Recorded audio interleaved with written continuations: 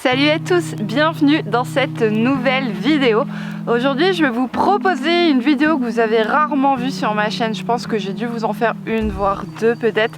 Mais ne vous habituez pas trop vite puisque ce n'est pas du tout le genre de catégorie de vidéo que j'ai envie de vous proposer. Pour la simple raison que à cheval je ne suis pas monitrice d'équitation, donc c'est pas mon rôle et j'ai pas envie de vous dire n'importe quoi. Donc je vais pas m'aventurer dans des sujets de vidéo qui sont au-delà de mes compétences.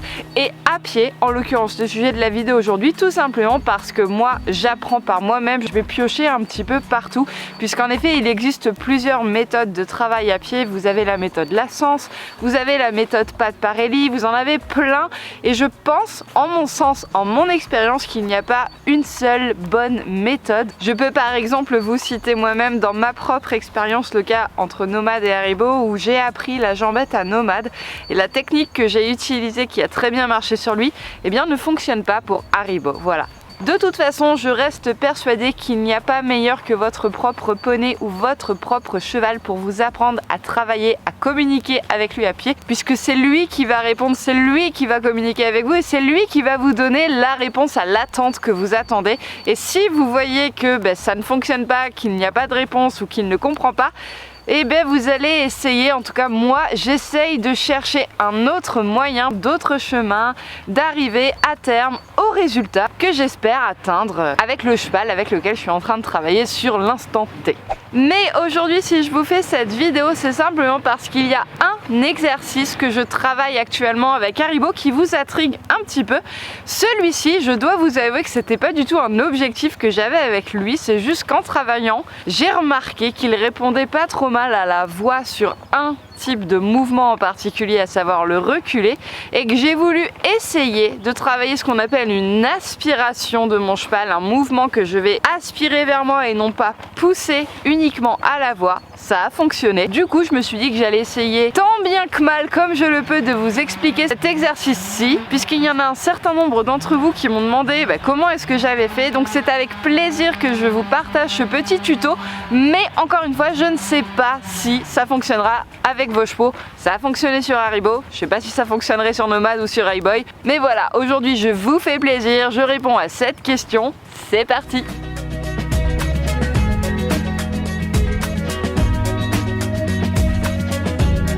Alors pour travailler cet exercice, vous aurez besoin de certains éléments, à savoir bien évidemment un cheval, un poney. Moi en l'occurrence aujourd'hui c'est avec Haribo puisque de toute façon il n'y a que lui qui connaît ce tour parmi mes 3 chevaux.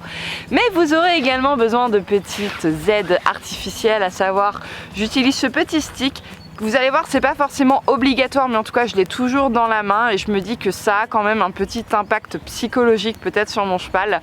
J'utilise également un licol éthologique ainsi qu'une longe, mais qui est assez longue, puisque pour travailler cet exercice j'ai besoin d'avoir quand même une certaine distance de longe, vous comprendrez à la suite pourquoi.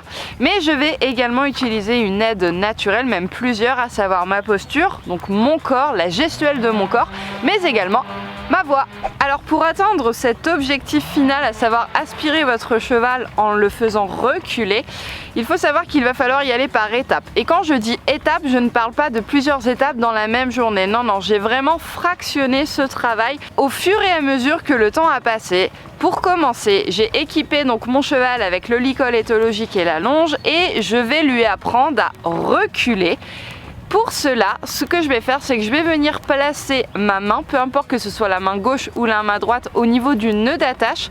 Je vais, avec mon poids du corps, avancer vers mon cheval, sachant que je me situe, comme vous le voyez, devant lui. Je vais lui dire recule. Et en même temps, je vais venir mettre une petite pression sur mon licol vers lui, c'est-à-dire pour lui vers l'arrière. Et à partir du moment où mon cheval aura juste émis un petit balancier vers l'arrière, systématiquement, je devrais lâcher le contact, redonner donc du confort à mon cheval pour lui faire comprendre que c'est l'action que je voulais. Et progressivement, vous allez venir inciter votre cheval à faire un mouvement de reculer, mais cette fois-ci dans les membres et non pas seulement sur sa posture, pour venir lui demander de se déplacer. Ça, vous allez devoir le répéter, de façon à ce qu'à la fin, vous n'ayez plus besoin de venir mettre la tension dans votre licol et simplement la gestuelle de votre corps vers lui ainsi que l'intonation de votre voix et le code reculé que vous aurez instauré devrait suffire à faire reculer votre cheval sans que vous n'ayez plus besoin de le toucher ou du moins de mettre une pression. Recule. Recule.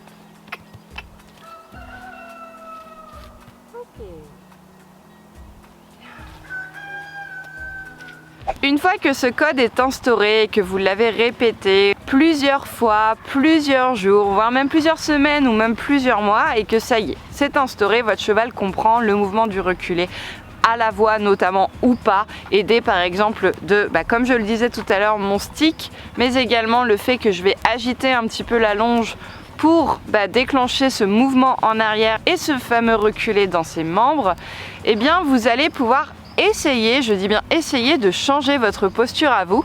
Moi ce que j'ai fait c'est que je me suis mis à côté de lui au niveau de son épaule. Il est vrai que je me mets souvent systématiquement du côté gauche et non pas du droit. C'est peut-être une erreur de ma part, là encore une fois je n'en sais rien, mais en tout cas c'est la main où je suis le plus à l'aise puisque je suis droitière, donc je vais avoir tendance à venir prendre le stick dans la main droite et en fait quand je me place à sa gauche, je tiens donc la longe dans ma main gauche et moi j'utilise mon stick devant lui. Je vais venir en fait avec mon stick, pas forcément le toucher, mais venir faire un espèce de va-et-vient d'avant en arrière pour lui demander donc de reculer. Je vais bien évidemment reculer moi-même en même temps que lui et si jamais ça ne vient pas, vous allez pouvoir mettre la tension dans votre longe et tirer un petit peu vers l'arrière pour l'inciter à reculer et si ça ne suffit pas, hop, venir le toucher un petit peu avec le stick pour rajouter une tension supplémentaire. Recule. Recule. Ok. Recule. Oui. Très bien. Cet exercice, pourquoi est-ce que je l'ai travaillé? C'est tout simplement parce que le jour où je me suis dit tiens je vais essayer de l'aspirer vers moi, je me suis mise derrière. Mais pour l'aspirer, si rien ne vient, eh bien j'ai besoin de cette fameuse tension que j'ai mis dans la longe et ce que je lui ai appris, à savoir si je mets la tension vers l'arrière, tu recules vers l'arrière. Mais le stick, là en l'occurrence avec l'exercice que j'ai travaillé avant, eh bien il ne sert plus à rien quand je suis derrière parce que je ne peux pas le toucher. Ou bien au pire, si je viens le stimuler avec mon stick, eh bien lui ce qu'il va comprendre c'est pousse-toi et non pas viens vers moi. C'est pourquoi je vous expliquais tout à l'heure que j'avais besoin d'une longe quand même assez grande pour garder un espace de sécurité puisque je ne vais pas venir me coller aux fesses de mon cheval.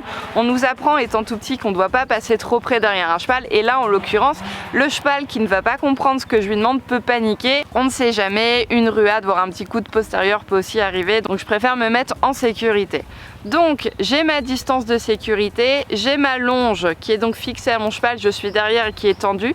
Je vais venir lui glisser mon code recul que je lui ai appris et si jamais il ne répond pas à la voix, ce qui n'est pas le cas avec Haribo, j'ai beaucoup de chance, mais parce que j'ai énormément insisté sur le code verbal et vraiment mon aide naturelle qui est la voix. Mais si jamais ça ne fonctionne pas, je peux venir mettre un peu de tension sur ma longe pour l'inciter à reculer. Recule. Recule. Oui. C'est bien, très bien.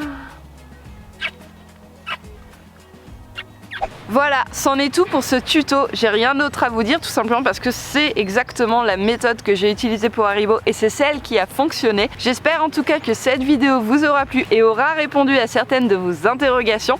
Je vous fais à tous de très gros bisous. J'en fais également à Haribo qui a bien mérité de bonnes gratouilles et un bon gros câlin.